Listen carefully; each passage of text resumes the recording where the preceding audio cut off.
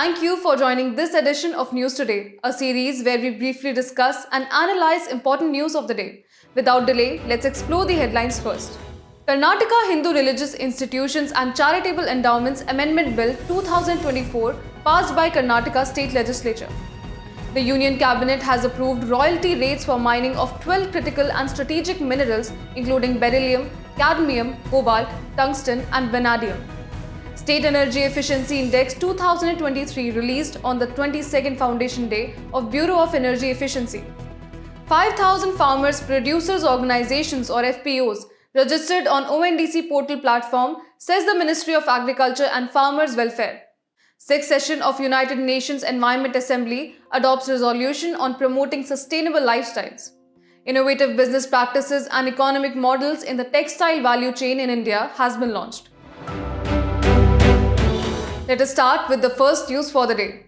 Karnataka Hindu Religious Institutions and Charitable Endowments Bill 2024 passed by Karnataka State Legislature. This HRI and CEA bill will amend Karnataka Hindu Religious Institutions and Charitable Endowments Act 1997. Let us first start by discussing about the passage of bill in state legislature. Earlier, the bill was defeated in Legislative Council. However, after reconsideration and passage by the Legislative Assembly, it was again sent to the Legislative Council, where too it got passed. According to the Article 197 of the Constitution, after a bill is rejected by the Council for the first time, the Legislative Assembly may pass the bill again with or without such amendments as have been made or suggested by the Legislative Council. The bill then so passed for the second time is transmitted to Legislative Council and is deemed to have been passed by both the houses if the Council rejects the bill, takes no action on the bill for more than 1 month, or passes the bill with amendments to which the Legislative Assembly does not agree. Moving on, let us also talk about the temple regulations in India. The Article 25 Clause 2 provides for state to make laws for regulating secular activities of religious places and the social welfare reform or the throwing of open Hindu religious institutions to all the sections of Hindus. The management of religious endowments and religious institutions fall in concurrent list under the Schedule 7 of the Constitution. Moreover, many states have also enacted legislation to regulate the temples. Moving on to the next news. The Union Cabinet has approved royalty rates for mining of 12 critical and strategic minerals including beryllium, cadmium, cobalt, tungsten and vanadium. This would enable the central government to auction blocks for these 12 minerals for the first time in India. For specifying royalty, Cabinet approved the amendment of second schedule containing royalty rates to the Mines and Minerals Development and Regulation or MMDR Act 1957. Royalty means payment made to the owner of certain types of rights, like government as mineral rights holder, by those who are permitted to exercise such rights. If we talk about the Mines and Minerals Development and Regulation Amendment Act 2023, then it has listed 24 critical and strategic minerals in Part D of First Schedule of MMDR Act. Critical and strategic minerals are those minerals that are essential for economic development and national security, but their supply is limited and subject to disruption. Critical minerals also poses great significance, like it lays foundation of modern technology such as smartphones, electric vehicles and semiconductors. Also, it plays a pivotal role in manufacturing of clean energy technologies, example solar panels and advanced batteries. Moreover, it also holds strategic and geopolitical significance with the usage in frontier technologies, defense equipment and concentrated supply chains.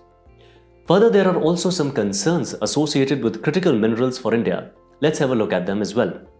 Despite significant reserves of rare earth elements, titanium and thorium, India lacks commercial production capability due to high exploration and extraction costs. Also, high import dependency on few countries like Democratic Republic of Congo, Australia and China is another concern.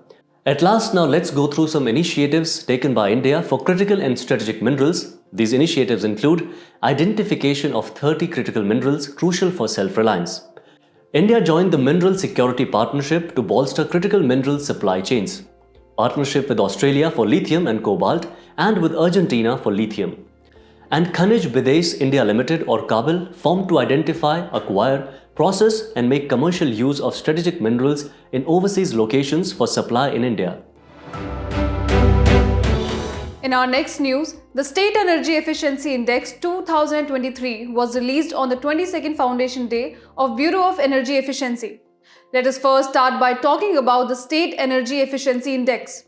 The State Energy Efficiency Index has been developed by the Bureau of Energy Efficiency in collaboration with Alliance for an Energy Efficient Economy to track energy efficiency initiatives in the states and union territories. It assesses the performance of 36 states and union territories in energy efficiency implementation using 65 indicators distributed across 7 demand sectors, such as buildings, industry, municipal services, transport, agriculture, distribution company or DISCOM, and cross-sector initiatives. States and union territories are categorized as front-runner, achiever, contender, and aspirant based on their total scores. Now let us get to know about the key outcomes of the State Energy Efficiency Index 2023. Karnataka is the top performing state in 2023. It is the only state with active energy conservation and energy efficiency policy, followed by Andhra Pradesh. Additionally, 15 states have improved scores compared to State Energy Efficiency Index 2021-22, with Maharashtra and Haryana showing the most improvement. Further, let us discuss the key recommendations provided by the State Energy Efficiency Index 2023. Effective implementation of state energy efficiency action plans, which requires comprehensive investment analysis and robust monitoring. Synergizing efforts for state energy transition through collaboration, data sharing mechanisms, and transparent reporting. Leveraging the State Energy Conservation Fund in the revolving investment mode. Enabling adoption of energy efficiency through energy services companies in states, and lastly, leverage the carbon market for energy efficient technologies. Few initiatives have been taken by India for energy efficiency, namely the Energy Conservation Act 2001, Bureau of Energy Efficiency's Standards and Labeling Program, National Mission for Enhanced Energy Efficiency, Capacity Building of DISCOMs, and Energy Conservation Building Code 2017. Moving on, now let us talk about the Bureau of Energy Efficiency. It is a statutory body which was established in 2002 under the Energy Conservation Act 2001. Its primary objective is to reduce the energy intensity of Indian economy. It works under the Ministry of Power. Its functions are to develop minimum energy performance standards for equipment and appliances and commercial buildings, certify energy managers and energy auditors. Moving ahead, 5,000 Farmers Producers Organizations or FPOs registered on ONDC portal platform, says Ministry of Agriculture and Farmers Welfare. The registration of FPOs on Open Network for Digital Commerce or ONDC has helped them to reach out to buyers in different parts of the country. ONDC aimed at creating a unified digital commerce infrastructure that connects buyers and sellers across different platforms. ONDC is an initiative of the Department of Promotion of Industry and Internal Trade, Ministry of Commerce. ONDC is empowering FPOs with direct access to digital marketing, online payment, business-to-business and business-to-consumer transactions. Now let's discuss and understand about Farmers Producers Organizations. FPO is one type of producer organization or PO where the members are farmers. PO is a legal entity formed by primary producers like farmers, milk producers, and craftsmen. A PO can be producer company, a cooperative society, or any other legal form which provides for sharing of profits among the members. The ownership of the PO is with its members. FPOs are mainly registered under the Multi-State Cooperative Society Act 2002, Cooperative Societies Act of the respective state, and Indian Companies Act 1956. Further, if we talk about the role of FPOs in promoting interest of farmers, then it improves bargaining power, gives access to resources, and improves post-harvest management, mitigating risk. At last, now let's have a look at the initiatives taken to promote farmers producers organizations. First is the formation and promotion of 10,000 new FPOs, which is a central sector scheme. Over 8,000 FPOs have been registered under it. Also, it is supported by the Small Farmers Agribusiness Consortium, NABARD, and National Cooperative Development Corporation. Lastly, FPOs registered as producer companies are exempted from income tax up to Rs 100 crore, whereas FPOs registered as cooperative societies are exempted from income tax. Moving on to the next news. 6th session of United Nations Environment Assembly adopts resolution on promoting sustainable lifestyles. The resolution was submitted by India as part of its push towards adopting environment-friendly lifestyles or Mission Life and co-sponsored by Sri Lanka and Bolivia. It recognizes the potential of behavioral changes towards sustainable lifestyles in achieving sustainable development. It recognizes the work of the 10-year framework of programs on sustainable consumption and production patterns adopted at Rio Plus 20 in 2012. It consists of 6 programs dealing with sustainability of public procurement, consumer information for SCP, tourism, lifestyles and education, buildings and construction, and food systems. It is implemented by the One Planet Network. Resolution encourages member states to foster public-private collaboration, pursue education and awareness, raising initiatives about sustainable lifestyles. Let's now discuss and understand about Mission Life or Lifestyle for Environment. Mission Life was introduced by India at the UNFCCC COP26 in Glasgow. It aims at nudging individual and community actions to protect and preserve the environment. Mission Life has 3 phases. First is change in demand by nudging individuals to practice simple yet effective environment-friendly actions in their daily lives. Second is change in supply, which enables industries and markets to respond swiftly to changing demand.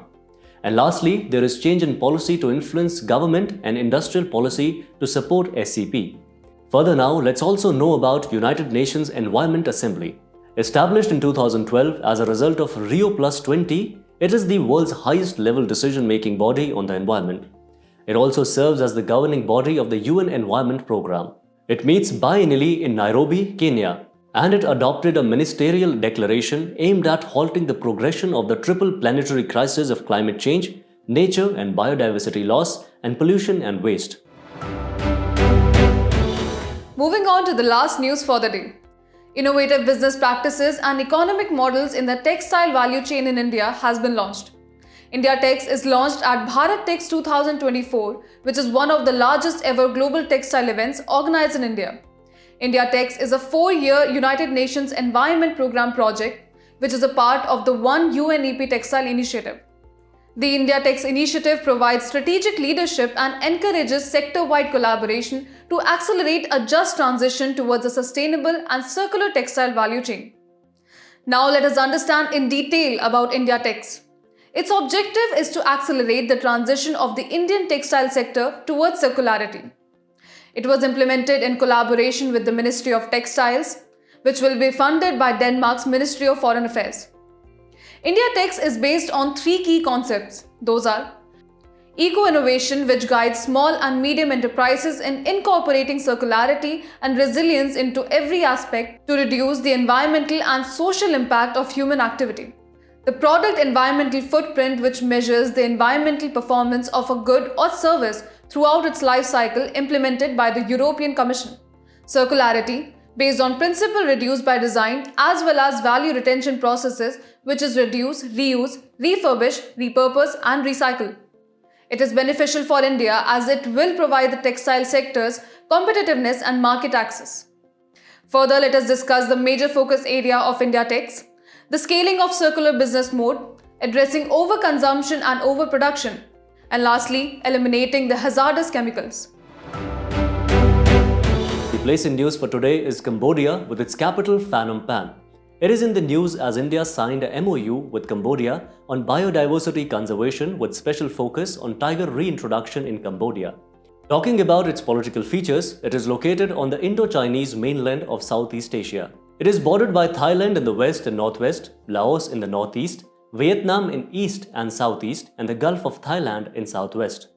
Talking about its geographical features, its major mountain range is Dangrek, its highest peak is Phnom Oral, its major river is Mekong, and its major lake is Tonle Sap or Great Lake. As we conclude today's main news, let's take a look at some quick updates. Exercise Samudra Lakshman. It is a bilateral naval exercise between India and Malaysia. The National Skill Development Corporation or NSDC along with an NBFC unveiled the Skill Development Initiative Project ODSIRF in Odisha. NSDC is a not-for-profit public limited company incorporated under Section 8 of the Companies Act 2013. Additionally, the Government of India holds 49% of the share capital of NSDC, while the private sector has the balance of 51% of the share capital.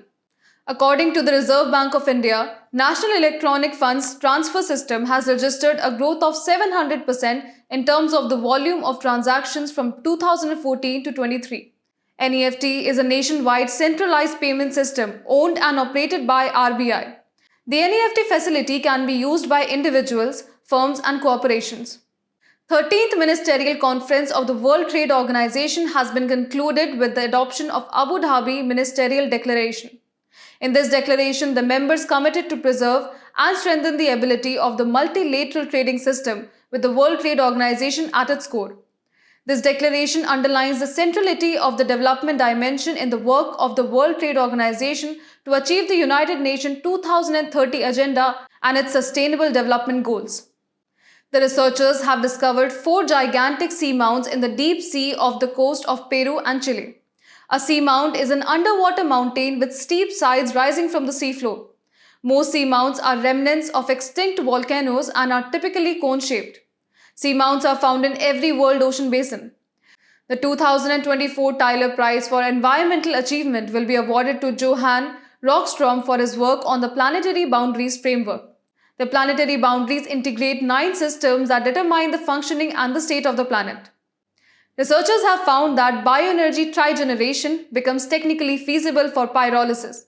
Pyrolysis is a process of thermal decomposition of organic matter in the absence of oxygen, which can convert carbonaceous materials like waste biomass, like crop residues, food waste, and animal manure into biochar and bio-oil and generate syngas.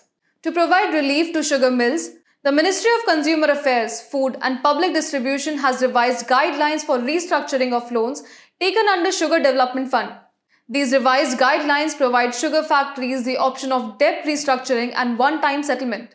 The Sugar Development Fund provides financial assistance to sugar factories at concessional interest rates in accordance with the SDF Act 1982 and SDF Rules 1983.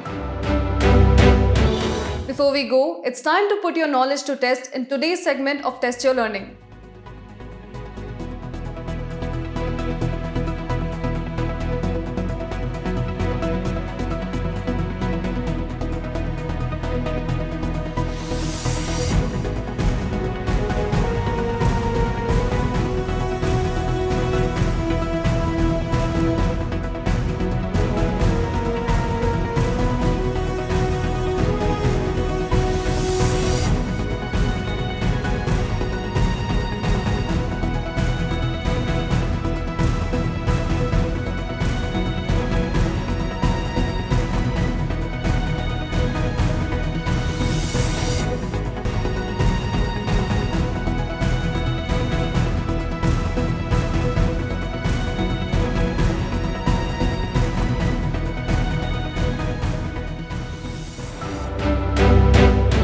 Thank you for joining us. We hope you have enjoyed this edition of News Today.